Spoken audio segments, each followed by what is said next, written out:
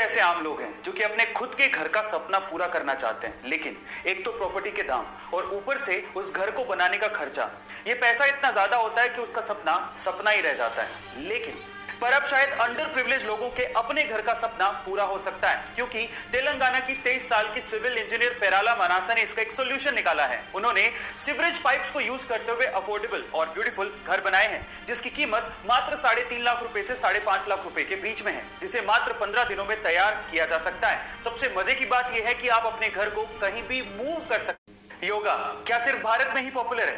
क्या सिर्फ हिंदू धर्म के लोग ही योगा को अपनाते हैं और उसे करते हैं? नहीं, अब ये अपनी सीमाएं लांघ चुका है, देश के हिसाब से भी और धर्म के हिसाब से भी। मैं आपकी जानकारी के लिए आपको बता दूं कि विश्व के बहुत से देश इसे अपना रहे हैं, वहां के लोग योगा कर रहे हैं। इनफैक्ट हमारे पड़ोसी देश पाकिस्तान में भी योगा पॉपुलर होने लगा है। पाकिस्तान के बहुत से इंस्ट्रक्टर योगा सिखा भी रहे हैं और वहां के लोग इसे सीख भी रहे हैं।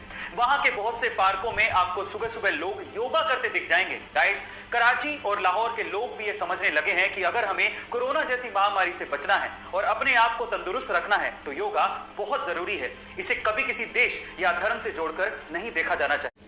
इंडिया एक डेमोक्रेटिक कंट्री है और यहां पर कोई आम आदमी भी उम्मीदवार बन सकता है और चुनाव लड़ सकता है। लेकिन अगर मैं आपसे सवाल पूछूं कि इंडिया के इतिहास में सबसे असफल उम्मीदवार कौन है और क्यों है, तो आप लोग क्या कहेंगे?